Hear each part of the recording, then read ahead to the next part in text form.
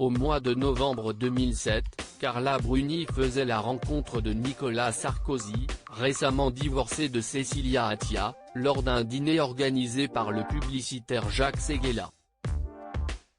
Un mois plus tard, en se rendant à Disneyland en compagnie d'Aurélien Enthoven, le fils de la chanteuse, leur idylle déchaînait les passions.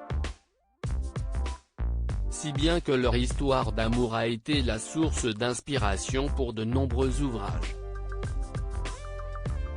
En 2013, Cécilia Attia évoquait ainsi sa séparation de l'ancien président de la République dans son livre Une envie de vérité, paru aux éditions Flammarion.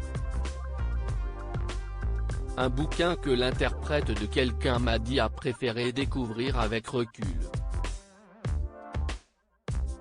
Je sais que je ne suis jamais totalement le personnage dont on parle, a ainsi confié Carla Bruni Sarkozy dans une récente interview accordée au magazine Paris Match. Les gens reconnaissent ce qu'ils veulent. Je suis assez respectueuse des créations, ni moi ni mon homme ne sommes de grands adeptes de la censure. Il existe des tonnes de bouquins écrits sur nous, y compris par son ex-épouse, et moi je lis tout ça le cœur léger. La maman de Giulia ne jure que par un credo, que les gens expriment ce qu'ils veulent. Et ce, à une condition. La seule chose qui compte, si est que ce soit bon. Je me laisse porter par les choses d'un certain niveau, déclare-t-elle, sans en dire plus au sujet de l'ouvrage de Cécilia Attia.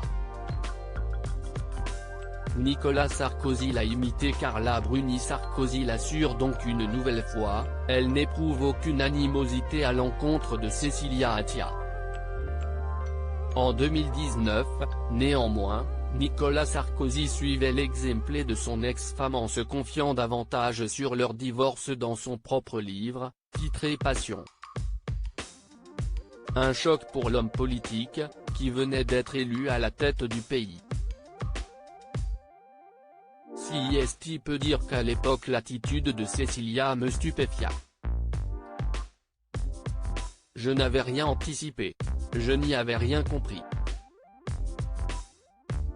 Je subissais sans pouvoir contrôler une situation, qui, chaque jour, devenait plus incompréhensible, pouvait-on lire.